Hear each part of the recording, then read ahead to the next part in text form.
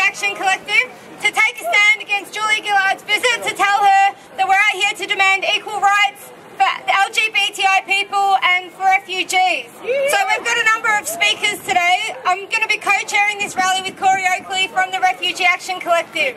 Unfortunately, the Police Association doesn't seem to have taken going to protest as part of their industrial action at the moment. It's a real shame, but at least we're not getting parking tickets this week. Now, the reason the Refugee Action Collective particularly called this demonstration today was because of the events that people know about that have been going on over the past few weeks. When the High Court knocked on the head Julia Gillard's attempt to impose the Malaysian solution, and Julia Gillard, instead of deciding to change policy, deciding to abandon offshore processing, deciding to end mandatory detention here in Australia, instead of doing any of that, Julia Gillard and the Immigration Minister, Chris Bowen, have decided to go ahead and try and push through changes to the Migration Act that are some of the most draconian attacks on human rights in Australian legal history.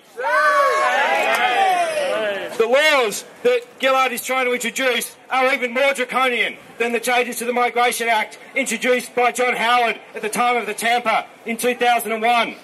What these laws will basically do is give the Immigration Minister, or any Immigration Minister, the right to send refugees who seek asylum in Australia to deport them to any country on the planet at his own whim. It's an absolute disgrace. Shame. There's absolutely no requirements in the law for any human rights considerations to be taken into account.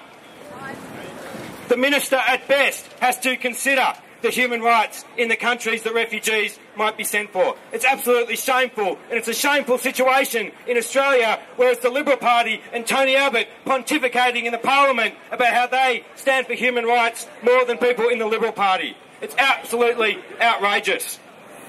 But we're hoping that these changes to the Migration Act are going to be knocked on the head in the Parliament, that they're not going to go through, and this will strike a major blow against offshore processing.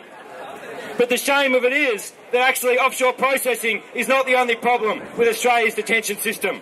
For the last few years, Australia's detention centres have been in total crisis, as more than 5,000 at the moment refugees are stranded on Christmas Island, in Curtin Detention Centre, in northern Queensland, in Billerwood and across the country. Some of them have been there for years.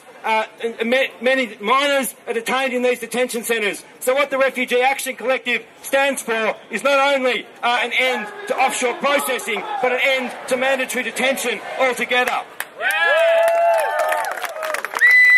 The Refugee Action Collective thinks that refugees should be able to be processed in the community in Australia. That instead of demonising refugees, as both political parties have done for the last decade, we should be welcoming them into the country. We should be giving them all the help and support that people who are fleeing from persecution deserve from a country like Australia.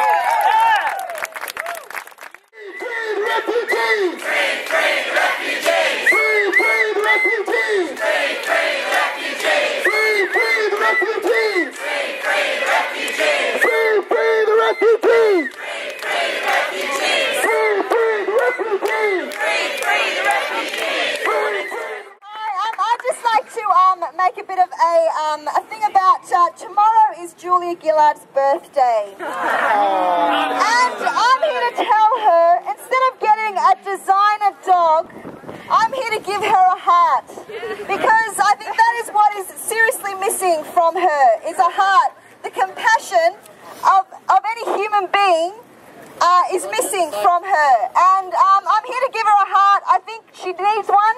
I'm hoping that this year will be the year that she actually starts to change some of her policies. Free refugees! Free refugees! Free refugees! Free refugees! Free refugees! Free refugees! Free refugees! Free refugees! Free refugees!